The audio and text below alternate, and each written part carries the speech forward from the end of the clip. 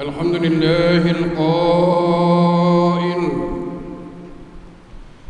يا أيها الذين آمنوا قوا أنفسكم وأهليكم نارا وقودها الناس والحجارة عليها ملائكة غلاظ شداد لا يعصون الله ما أمرهم ويفعلون ما يؤمرون أشهد أن لا إله إلا الله وحده لا شريك له وأشهد أن محمدًا عبده ورسوله اللهم صل وسلم على سيدنا محمد وعلى آله وأصحابه أجمعين أما بعد فيا عباد الله اتقوا الله أوصيكم وإياي بتقوى الله فقد فاز المتقون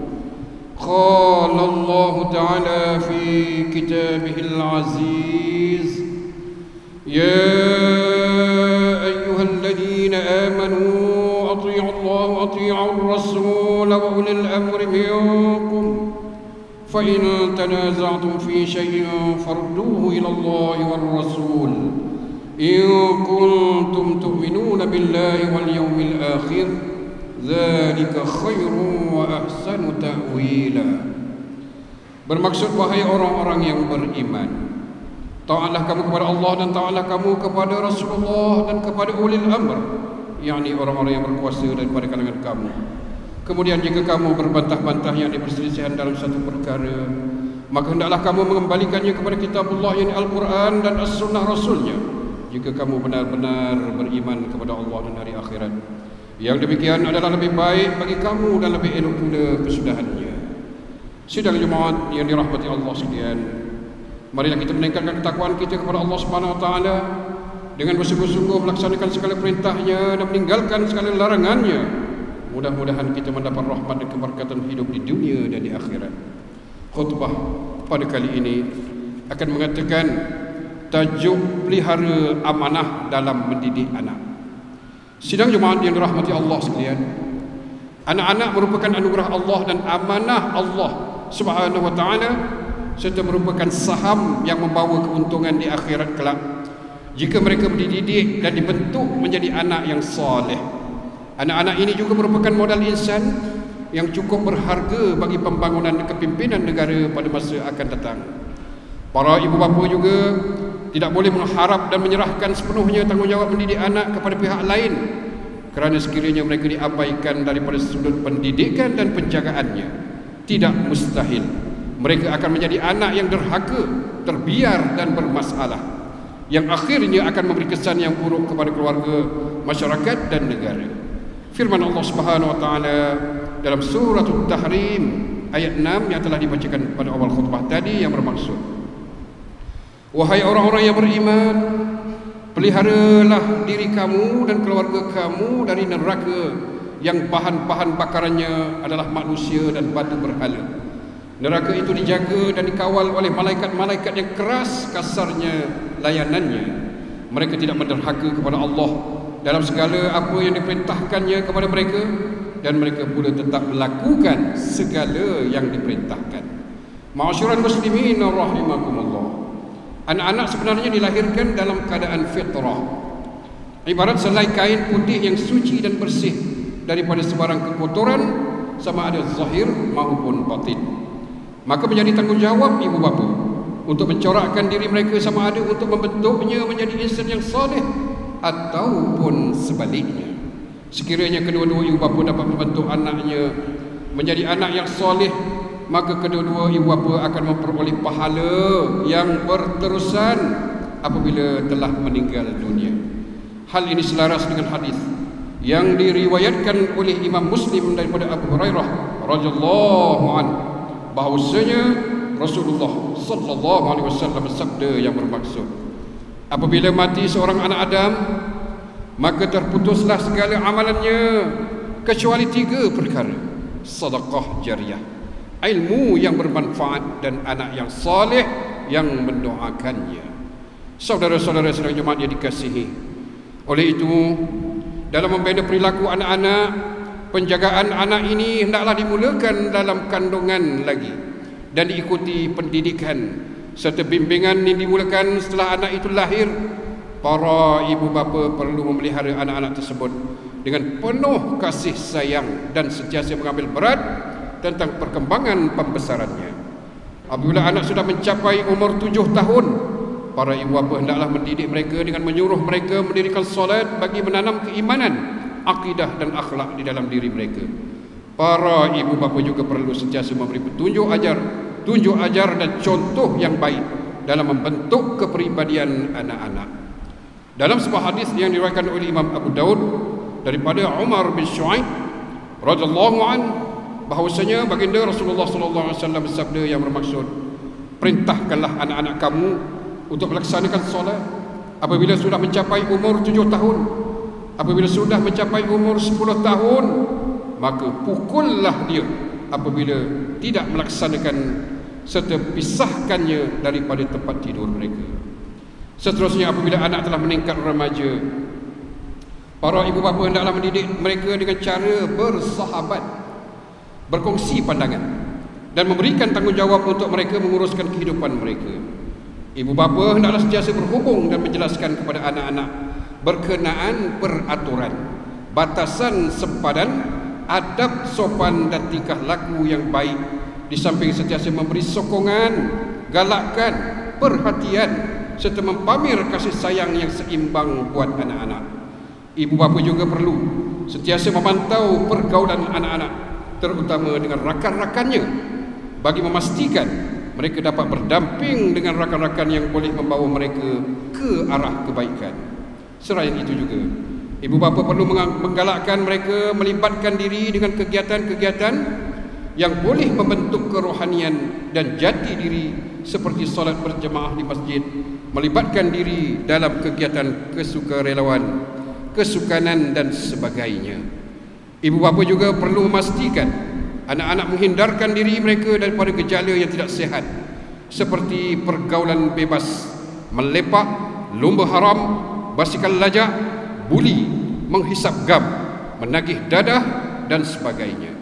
Firman Allah Subhanahu wa taala dalam surah Luqman ayat 17 yang bermaksud, wahai anak kesayanganku, dirikanlah sembahyang dan suruhlah berbuat kebaikan, serta laranglah daripada melakukan perbuatan yang mungkar, dan bersabarlah atas segala bala bencana yang menimpamu.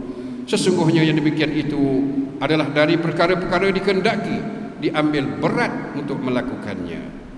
Saudara-saudara sidang jemaat yang dirahmati Allah sekalian, sesungguhnya tanggungjawab para ibu bapa bukan hanya sekadar memastikan anak-anak hidup selesa pada masa akan datang.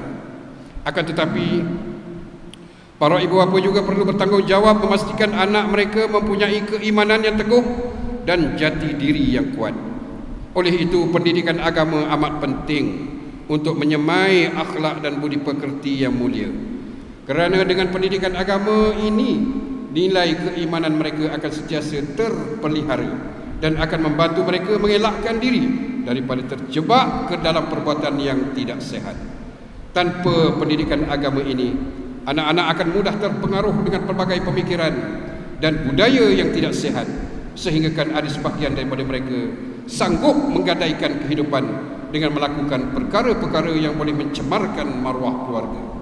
Sebagai rumusan bagi mengakhiri khutbah pada kali ini, member ingin mengingatkan para ibu bapa sekalian, biarlah mereka menangis atas ketegasan kita mendidik mereka, dan jangan kita menangis di kemudian hari akibat kerosakan akhlak-akhlak mereka. Oleh itu, marilah kita bersama-sama mendidik dan memelihara anak-anak yang diamanahkan oleh Allah Subhanahu wa taala dengan sebaik-baik mungkin. Didik dan bimbinglah mereka dengan kehidupan beragama agar mereka dapat memberi manfaat kepada keluarga, masyarakat dan negara.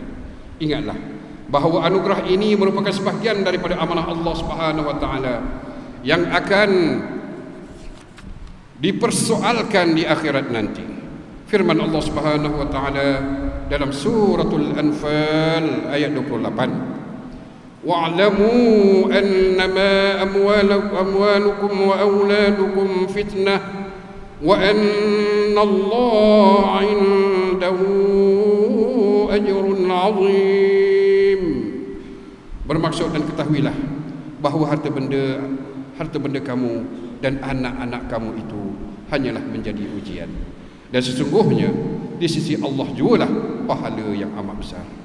Barakallahu li wa lakum bil Qur'anil azim wa nafa'ani wa iyyakum bima fihi minal ayati wa dhikril hakim wa taqabbala minni wa minkum tilawatahu innahu huwas samiul alim. Aqulu qawli hadha wa astaghfirallahal azim li wa lakum wa lisairil muslimin wal muslimat wal mu'minin wal mu'minat fastaghfiruhu فيا فوز المستغفرين ويا نجاة التائبين.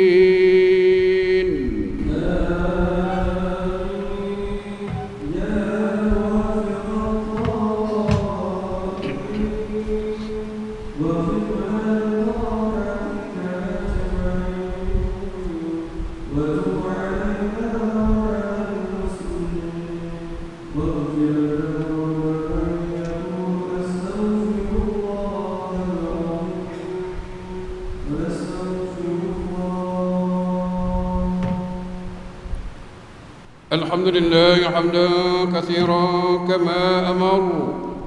أشهد أن لا إله إلا الله وحده لا شريك له إقرارا بربوبيته وإرغاما لمن جحد به وكفر. وأشهد أن سيدنا محمدا سيد البشر صلى الله وسلم على سيدنا محمد وعلى آله وصحبه ما اتصلت عين بنظر وأذن بخبر. أما بعد فيا عباد الله اتقوا الله فيما أمر وانتهوا عما نهاكم عنه وزجر. Wahai hamba Allah, ingatlah bahawa dunia ini adalah tempat tumpangan untuk sementara. Akhirat jumpalah sebenar-benar tempat yang kekal untuk selama-lamanya. Oleh itu marilah kita bertakwa kepada Allah Subhanahu wa taala untuk mendapatkan kebahagiaan serta menyelamatkan diri daripada siksaan api neraka. Allah Subhanahu wa taala firman dalam surah Al-Ahzab ayat 56, Innallaha wa malaikatahu yusholluna 'alan nabi ya ayyuhalladzina amanu shallu 'alaihi wa sallimu taslima. Bermaksud sungguhnya Allah dan malaikatnya berselawat memberi segala kehormatan dan kebaikan kepada Nabi Muhammad SAW. Wahai orang-orang yang beriman, berselawatlah kamu kepadanya serta ucapkanlah salam sejahtera dengan penghormatan yang sepenuhnya. Allahumma salli wa sallim ala Sayyidina Muhammad wa ala ali Sayyidina wa maulana Muhammad. Marilah kita bermohon kepada Allah Subhanahu wa taala semoga Allah meridai khalifah-khalifah Rasulullah SAW, yaitu Sayyidina Abu Bakr As-Siddiq radhiyallahu anhu, Sayyidina Umar bin Al-Khattab radhiyallahu anhu, Sayyidina Uthman bin Affan radhiyallahu anhu, dan Sayyidina Ali bin Abi Thalib radhiyallahu anhu, dan sahabat-sahabat baginda yang sama-sama berjuang menegakkan agama Allah yang maha suci ini radhiyallahu anhum. Seterusnya kepada bapa saudara junjungan kita Sayyidina Hamzah dan Sayyidina Abbas radhiyallahu anhuma, cucu dia baginda Sayyidina Hasan dan Sayyidina Husain radhiyallahu anhuma, putri-putri baginda Sayyidatuna Fatimah Az-Zahra dan lain-lainnya radhiyallahu anhunna, isteri-isteri baginda Sayyidatuna Khadijah, Sayyidatuna Aisyah dan lain-lainnya radhiyallahu anhunna, kepada seluruh keluarga sahabat-sahabat pengikut sahabat radhiyallahu anhum, dan yang menuruti mereka itu dari semasa ke semasa hingga ke hari kiamat. Allahumma fil muslimin wal muslimat wal mu'minin wal mu'minat al ahya'i minhum wal amwat. Ya Allah, ampunkanlah segala kaum muslimin dan muslimat, mukminin dan mukminat sama yang masih hidup ataupun yang telah meninggal dunia. Ya Allah, peliharakanlah akidah kami yang melandaskan akidah Ahlussunnah wal Jamaah, aliran Al-Asy'ariyah dan Al-Maturidiyah. Ya Allah, pelihara, lindungi, jauhi dan selamatkanlah apalah kiranya diri kami ini, zuriat keturunan kami, keluarga kami dan umat Islam keseluruhannya daripada apa jua bala dan bencana, wabak dan penyakit, segala mara bahaya, kesusahan dan keburukan. Ya Allah, kurniakanlah kemuliaan dan kesejahteraan kepada mereka yang berjihad dan menafkahkan hartanya ke jalan-Mu seperti pembayar-pembayar zakat, wakaf-wakaf dan seumpamanya. Ya Allah, kurniakanlah taufik dan hidayah, kekuatan kesejahteraan dan pertolongan kepada ketua-ketua negara Islam dan raja-rajanya, khasnya kepada Abdak al-Haris Sadi Syariatik Sultan Ibrahim Ibni Almarhum Sultan Iskandar, Sultan yang dipertuan bagi negeri dan jajahan Johor Darul Ta'zim, kepada Raja Zaris Sofiah binti Almarhum Sultan Idris Shah Permaisuri Johor, kepada Tunku Ismail Ibni Sultan Ibrahim Tunku Mahkota Johor, dan Cik Puan Besar Khalidah bin Mustamam, paduka putra-putra dan putrinya, kerabat-kerabat deraja dan rakyat sekalian. Allahumma a'izzal Islam wal muslimin واخذل الكفرة ومبتدع السيئة والمشركين وكل من هو عدو للدين. اللهم فرج هموم المسلمين وقض الدين عن المدينين وأحسن خلاص المسجونين، واجعل هذا البلد آمنا مطمئنا رخيا وسائر بلاد المسلمين، آمين يا رب العالمين. اللهم أدخلنا وذرياتنا ورسلنا وفرعنا الجنة مع الأبرار يا عزيز يا غفار يا رب العالمين.